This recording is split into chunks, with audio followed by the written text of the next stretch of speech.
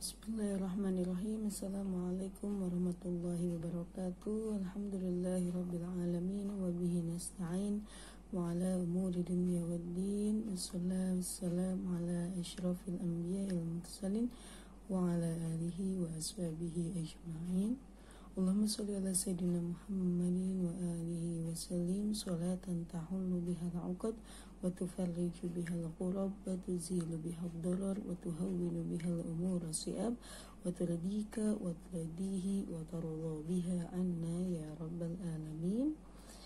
Alhamdulillah, pada hari ini di pertemuan kedua kita masih bersama-sama. Allah berikan kesempatan untuk mempelajari fikih muamalat, ya, khususnya di bab atau yang membahas tentang ilmu faraid atau warisan di dalam Islam, ya.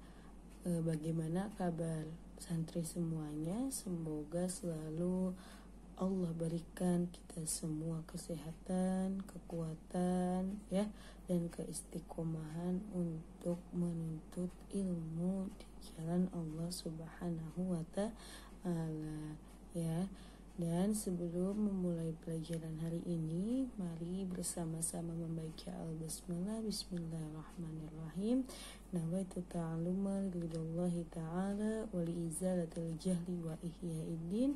Allahumma astur aiba syayakhina anna wa la tadhhib barakata ilmihi minna. Allahumma sholli ala sayyidina Muhammad wa ala ali sayyidina Muhammad. Pada pertemuan sebelumnya, di pertemuan pertama kita telah mempelajari tentang dasar-dasar daripada ilmu faraid, ya, yaitu ilmu atau fikih tentang warisan, ya, atau ilmu pengetahuan tentang perhitungan yang mengantarkan kita mengetahui kepada siapa saja yang berhak untuk menerima tarikah atau harta peninggalan daripada orang yang meninggal, ya. Kemudian kemarin juga kita mempelajari bahwasannya al-irthu atau harta warisan, ya, atau warisan tidak serta-merta langsung dibagikan begitu saja setelah meninggalnya orang yang memiliki atau al-malik daripada harta warisan tersebut, tetapi ada hak al-haq al-muta'alliqa, al-huquq al-muta'alliqa bitarikatil mayyit, ya. Jadi banyak sekali hak-hak lainnya sebelum hak warisan ini ditunaikan kepada ahli warisnya, yaitu ada juga hak-hak yang berupa hak pribadi daripada mayit, ya, misalkan yang tsabitun qabl maut, ada juga yang tsabitun bil maut, ya. Salah satunya apabila misalkan mayit ini punya pekerja dan belum dibayarkan, maka harta yang ditinggalkannya ini adalah ada haknya orang yang bekerja tersebut dan belum mendapatkan upahnya. Kemudian ada haknya juga untuk misalkan ketika dia menggadaikan barangnya atau dia belum menunaikan zakatnya, ya, kemudian dia misalkan mempunyai hutang kepada orang lain di masa hidupnya, maka itu harus lebih didahulukan secara tertib serta berurutan daripada langsung untuk membagikan warisan. Jadi di sini dalam kemarin al-huquq al-muta'alliqah bitarikatil mayyit, hak-hak yang harus ditunaikan atas harta peninggalan mayit ini, justru warisan itu dibagikan di tahap terakhir setelah semua hak yang dimiliki oleh mayit dari masa hidup sampai setika meninggalnya telah terpenuhi daripada harta bendanya tersebut, ya. Seperti contohnya ada juga wasiat, gitu, ya. Nah, kemudian setelahnya pada hari ini kita mempelajari tentang al-haqqu al-khamis daripada al-huquq al-muta'alliqah bitarikatil mayyit, yaitu al-irthu atau bagian-bagian daripada harta warisan, ya. Jadi babul irthi atau bab yang membahas tentang harta warisan, yang tentang membahas siapa saja yang berhak mendapatkan warisan. Ya, kemudian ta'riful irthi di sini al-irthu sendiri secara bahasa artinya adalah al-baqa intiqalu syai' min qaumin ila qaumin akhar, itu sebuah ketetapan atau tetap dan berpindahnya sesuatu dari suatu kaum ke kaum lainnya atau dari suatu kelompok ke kelompok lainnya. Ya, kemudian secara syariat al-irthu atau warisan itu berarti hakun qabilun litajazi yathbutu limustahiqin ba'da mauti man lahu dzalika liqarabatin bainahuma aw wa nahwiha. Jadi yang disebutkan daripada al-irthu atau warisan ini adalah suatu hak yang dapat dipindah tangankan dan dibagikan secara bermanfaat, ya, dan ditetapkan kepemilikannya ini untuk yang berhak mendapatkan atau memilikinya, atau di dalam kurung adalah ahli warisnya, ya. Kemudian kapan dibagikannya? Setelah wafatnya seseorang yang memiliki hak-hak atas harta benda dan hak muhtaram lainnya ini, ya. Kemudian dan seorang ahli waris mendapatkannya karena apa? Karena ada sebab-sebab kekerabatan di antara keduanya atau sebab-sebab lain yang menjadikan dia mendapatkan warisan. Ya, bisa difahami sampai di sini secara syariat, yaitu suatu hak yang dapat dipindah tangankan atau dibagikan kebermanfaatannya, kemudian tetap untuk orang-orang yang berhak memilikinya atau ahli waris, ya, dan setelah wafatnya orang yang memiliki harta dan hak tersebut disebabkan adanya kekerabatan atau hubungan lainnya yang menjadikan dia mendapatkan warisan. Ya, kemudian syarh ta'rif di sini seperti apa? Hakun di sini mencakup adalah harta dan lainnya. Qabilun litajazi itu bisa dibagikan dan bermanfaat. Kemudian sebetulnya mustahiqin dan ditetapkan untuk ahli warisnya. Kemudian ba'da mauti man lahu dzalika, ya, atau harta bendanya ini dimiliki setelah seseorang itu meninggal dunia. Kemudian liqarabatin bainahuma, atau adanya sebab daripada salah satu sebab-sebab seseorang mendapatkan warisan, maka dia berhak untuk mendapatkan warisan tersebut, seperti dari pernikahan, nasab dan sebagainya. Ya, kemudian setelah mengetahui daripada ta'riful irthi, kita beralih kepada arkanul irthi. Ya, tadi warisan, ya, dibagikannya itu atau diberikannya setelah wafatnya seseorang yang memiliki harta tersebut. Kemudian arkanul irthi, rukun-rukun yang ada di dalam al-irthi di sini ada 3.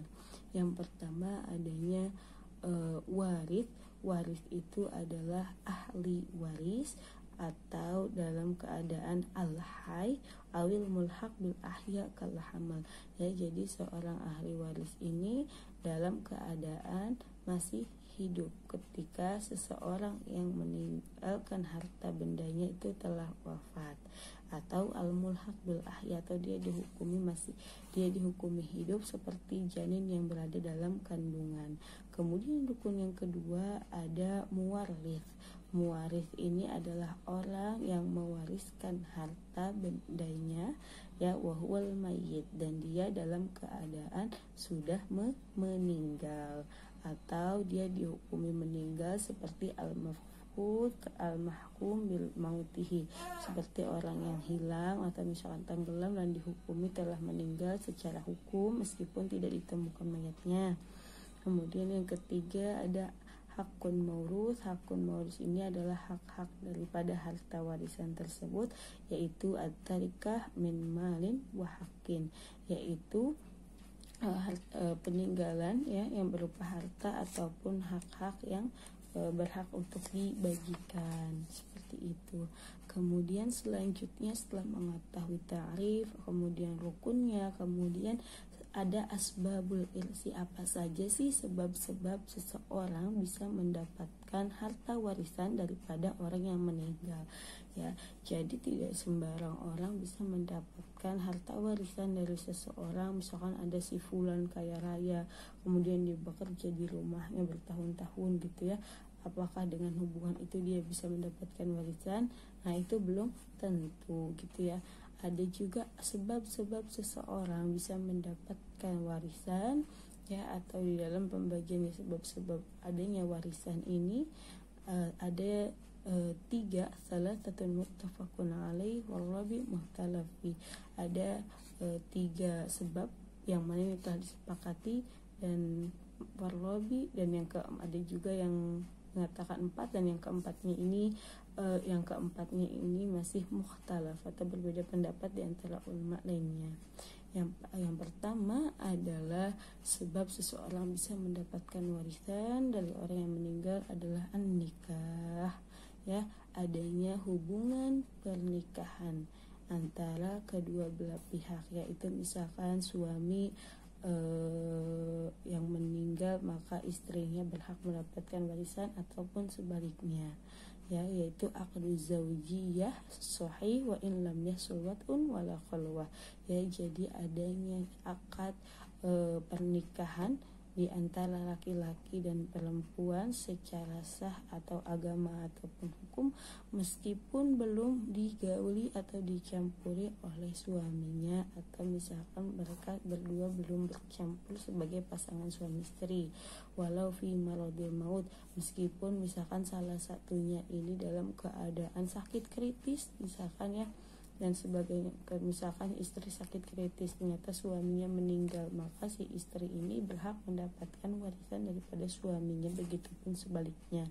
Walau fi iddatit talaq raj'i la albain, meskipun misalkan si istri ini dalam keadaan ditalak dan sedang masa iddah, tapi ditalaknya ini misalkan talak 1, kemudian berarti talak raj'i, dan dia di dalam masa iddah sedang menunggu, ternyata di dalam masa iddah suaminya meninggal, maka si istri ini berhak mendapatkan harta warisan dari suaminya selama talaknya bukan talak bain atau talak 3 yang tidak bisa kembali rujuk lagi kecuali dengan pernikahan yang lain. At-tawritsuna yakunu minal bijani, dan pewarisan ini atau saling mewariskan ini terjadi di antara dua belah pihak, begitupun sebaliknya jika suami meninggal ataupun istri meninggal.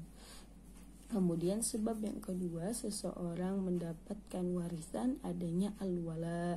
Al-wala di sini adalah seorang tuan ya, atau seorang tuan atau seseorang yang telah memerdekakan hamba sahayanya ya. Jadi wahwa usubah sababu ni'matul mu'tiq ala raqiqihi, yaitu jika misalkan seorang tuan memerdekakan budaknya ya, misalkan budaknya ini telah dimerdekakan, telah sukses dan sebagainya, kemudian meninggal, maka si tuan yang pernah memerdekakan dia ya, al-mu'atiq di sini berhak untuk mendapatkan warisan daripada al-atiq atau hamba sahaya yang dimerdekakan tersebut ya. At-tawritsuna yakunu min jihatil mu'atiq lal-atiq, tetapi sebaliknya jika hamba sahaya yang dimerdekakan ini mohon maaf, tapi sebaliknya jika tuannya yang meninggal dunia ya, maka hamba sahaya yang telah dimerdekakan ini atau al-atiq tidak berhak mendapatkan warisan daripada al-mu'tiq atau daripada tuannya. Tetapi tadi al-wala, jika misalkan hamba sahaya yang dimerdekakan ini meninggal, maka tuannya berhak untuk mendapatkan warisan. Kemudian sebab yang ketiga, sebab seseorang mendapatkan warisan daripada yang lainnya adalah adanya hubungan an-nasab atau kekerabatan atau al-qurabah atau persaudaraan atau hubungan darah ya. Wahiyya al-ubuwah wal bunuwah wal idla bi ahadihim. Al-ubuwah itu seperti kepada orang tua kita dan kepada ke atasnya. Kemudian al-bunuwah yaitu keturunan daripada orang tua kita, saudara kandung kita, kemudian kepada anak, cucu dan sebagainya. Nah, kemudian paman ya, dan kepada keturunan yang masih berhubungan darah dan sebagainya. Dan kemudian at-taurits di sini, kepewarisan di sini terjadi di antara kedua belah pihak ataupun hanya salah satu pihak yang berhak mendapatkan warisan. Kemudian yang keempat adalah sebab seorang mendapatkan warisan daripada jihadul Islam, adanya dari karena sama-sama merupakan beragama Islam. Fayarithu biha baitul mal in kana muntaziman. Nah, yang dimaksudkan dengan di sini, jika misalkan seorang orang kaya raya dia tidak memiliki keturunan dan dia juga misalkan hidup sebatang kara, tidak ada keluarga, maka hartanya bisa diwariskan kepada baitul mal yang profesional atau baitul mal yang sudah secara teratur mengurusi harta warisan tersebut. Maka orang-orang Islam bisa mendapatkannya sesuai ketentuan baitul mal. Wallahu taala a'la wa a'lam bissawab ya. Untuk pelajaran hari ini cukup sampai di sini. Jadi kita mengetahui siapa saja yang berhak untuk mendapatkan harta warisan ya di dalam agama Islam ini sendiri ya. Untuk setelahnya jangan lupa untuk mengumpulkan catatan pada malam hari ini ya sebagai bukti kehadiran di pelajaran hari ini. Jazakumullah khair ala husnul ihtimam. Semoga apa yang disampaikan bermanfaat, dan jangan lupa untuk selalu murojaah, untuk selalu belajar setiap harinya ya. Nafa'anallahu bi'ulmi masyayikhina fid dharaini amin. Apabila ada kesalahan kata mohon maaf, dan apabila ada lebihnya itu datangnya dari Allah Subhanahu wa taala. Assalamualaikum warahmatullahi wabarakatuh.